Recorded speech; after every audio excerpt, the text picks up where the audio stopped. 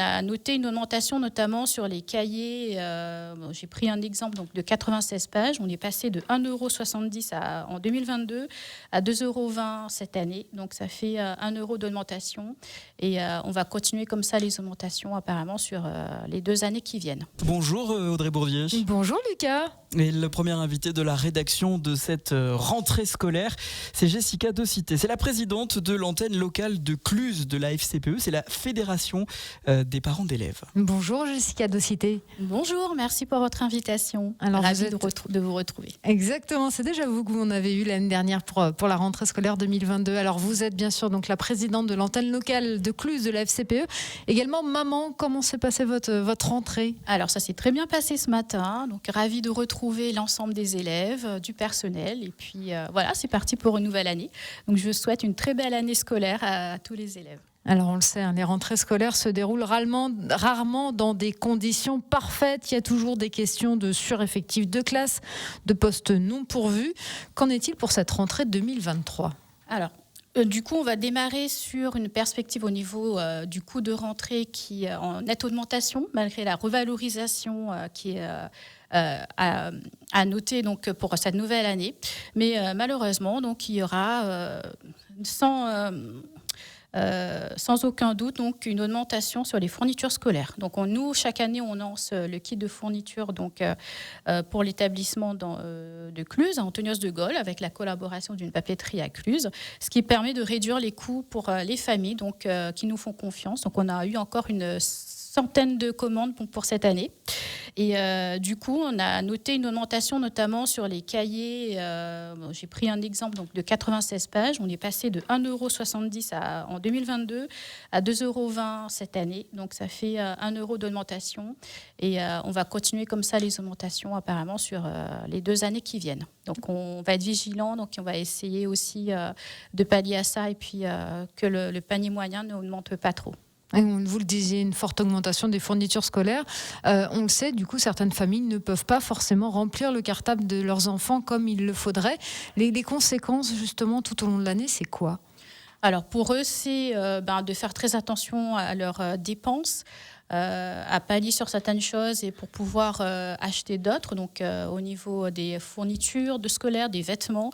Donc après, voilà, il faut avoir des petites astuces pour pouvoir faire face aux dépenses et puis sans. Alors nous, en tant que fédération, il faut savoir qu'on peut accompagner et aider les parents en difficulté, en collaboration bien évidemment avec l'établissement, donc avec les fonds sociaux notamment, qui sont sous-évalués et sous-utilisés. Voilà, donc il ne faut pas hésiter à faire appel à ces fonds sociaux donc en cas de besoin sur tout le long de l'année.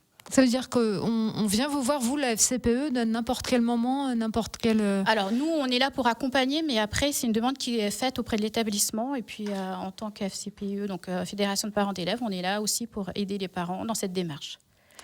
Une rentrée scolaire 2023 qui s'annonce également avec cette question des effectifs, des postes non pourvus. Gabriel Attal, le nouveau ministre de l'Éducation nationale, a assuré qu'il y aurait un professeur devant tous les élèves. Qu'en est-il en Haute-Savoie ? Alors, en Haute-Savoie, on a réussi donc à avoir les effectifs pratiquement au complet. Il va manquer quelques professeurs, mais sur les effectifs prévus de supprimer, donc on a pu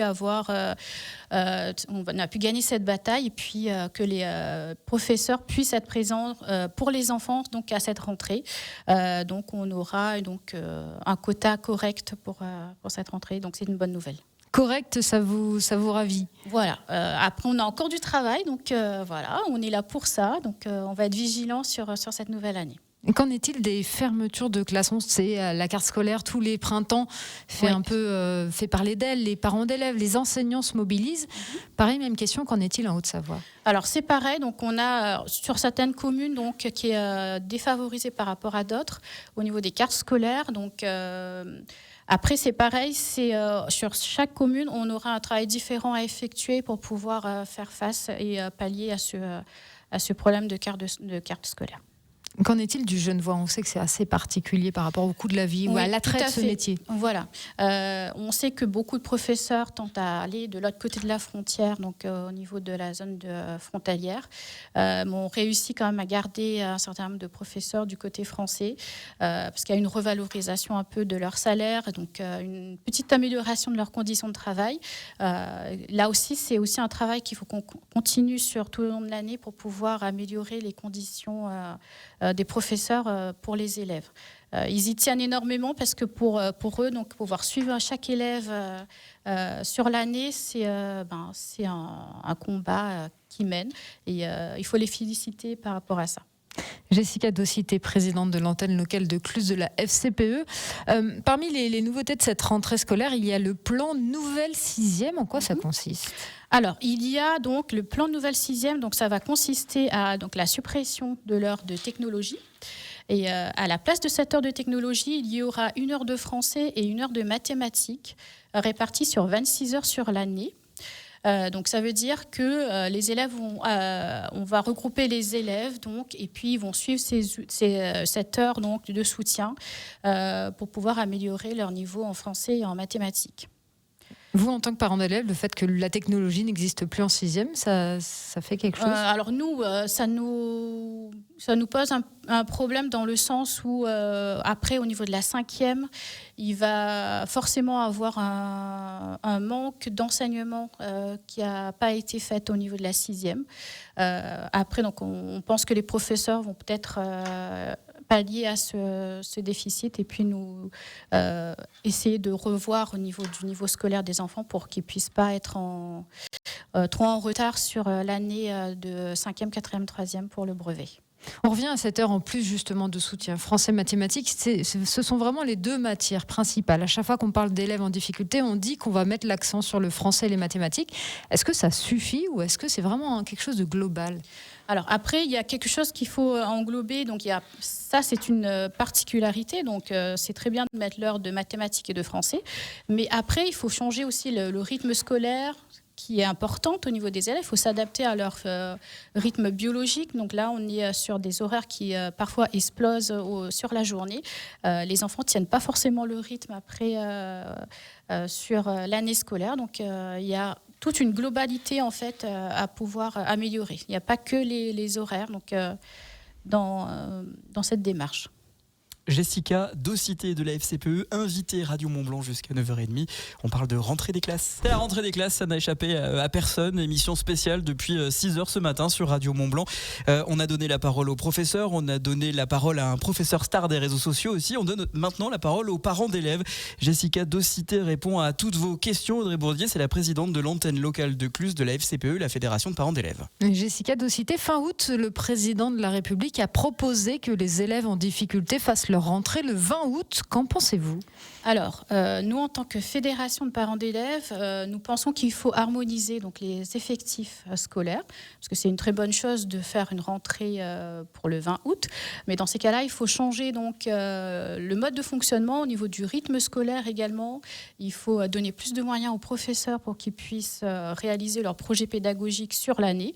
C'est un travail qu'il faut que le ministère de l'Éducation nationale puisse continuer avec nous pour qu'on puisse créer une école harmonieuse où les élèves puissent s'épanouir et voilà, dans les meilleures conditions possibles. Donc vous dites pourquoi pas, mais derrière il faut mettre les moyens pour que ça suive. Il faut mettre les moyens pour qu'on puisse donner le meilleur aux enfants, donc au niveau de l'éducation, parce que c'est très bien de faire une école rentrée le 20 août, mais derrière, voilà, il faut que nous on soit consultés en tant que fédération pour qu'on puisse donner des idées, des clés pour pouvoir avancer efficacement. Pour l'enseignement des élèves. Et pour que cette rentrée anticipée soit vraiment productive. Au printemps, 2 événements ont marqué l'école française. Le suicide coup sur coup de 2 adolescents victimes de harcèlement scolaire. Le gouvernement a annoncé dans la foulée que la lutte contre le harcèlement serait l'une des priorités pour cette année. Est-ce que, Jessica Docité, ça a été un chantier un peu oublié ces dernières années ? Oui, alors ça a été un chantier oublié, mais du coup, on a, mis tous nos potentiels pour pouvoir remonter et lutter contre le harcèlement scolaire. Donc, on va travailler en étroite collaboration avec le ministère de l'Éducation, notamment avec le programme phare, hein, avec 400 référents au niveau académique, qui va nous permettre donc de monter des ateliers pour pouvoir pallier et aider les élèves en difficulté. Je voulais rappeler 2 numéros pour les élèves donc, qui connaissent le harcèlement, c'est le 30-18 et le 30-20, sur lesquels ils peuvent appeler. C'est des numéros gratuits. Et donc, on a des référents donc, qui pourront prendre en charge leurs problématiques. Mais nous, on va être vigilants par rapport au programme donc, qui va être mis en place, donc le phare, pour pouvoir collaborer efficacement et puis essayer de diminuer le harcèlement au niveau scolaire pour qu'on puisse avoir une école harmonieuse et pas tous les décès malheureusement suite au harcèlement. Donc, est-ce qu'il y a une vraie problématique. Est-ce qu'il y a une parole qui se libère ou est-ce que c'est encore très compliqué pour les élèves qui en souffrent de se confier ? Alors, c'est encore très compliqué. Parce que c'est pas évident pour un élève de parler du harcèlement, mais il faut que ces élèves sachent qu'il y a des personnes qui sont là pour les écouter. Donc en premier lieu, il y a les parents, donc il ne faut pas hésiter à en parler à ses parents. Et puis au niveau du personnel, donc des établissements, il y a aussi maintenant des référents qui vont être mis en place, donc il ne faut pas hésiter à faire appel à eux. Il ne faut pas que le problème persiste pour qu'après on arrive à des situations malheureusement délétère. La FCPE, vous avez lancé une pétition qui s'appelle « Ensemble, protégeons l'école publique ». Elle a déjà récolté 76 000 signatures. Elle se trouve sur le site change.org. En quoi elle consiste ? Alors du coup, nous, on a monté cette pétition pour qu'on puisse lutter contre la suppression des postes, justement, qui était prévue cette année, et pour lutter contre le harcèlement scolaire, pour mettre en place une école laïque et où l'enseignement des élèves se fasse dans les meilleures conditions possibles. Donc voilà, donc je vous invite à signer la pétition pour qu'on puisse arriver aux 150 000 signatures en objectif. 150 000 signatures, c'est le seuil à partir duquel... Voilà, tout à fait. Où on pourra monter un projet après et faire passer un projet de loi au niveau de l'Assemblée nationale et tout ça. Jessica Docité, vous vouliez terminer avec un hommage. Oui, tout à fait. Donc, on voulait rendre un hommage donc, aux 3 élèves qui sont décédés cet été, donc 2 collégiens et une lycéenne donc, sur Cluses. Donc, on voulait donc rendre hommage aux familles de ces élèves. Voilà. Et, malheureusement, qui ne seront plus parmi nous, mais on a une petite pensée pour eux. Jessica Docité, la présidente de l'antenne locale de Cluses de la FCPE, la Fédération de parents d'élèves. Merci beaucoup d'avoir été notre invitée ce matin sur Radio Mont-Blanc. Je vous remercie pour l'invitation et passez une très belle journée et une belle rentrée. Merci à vous.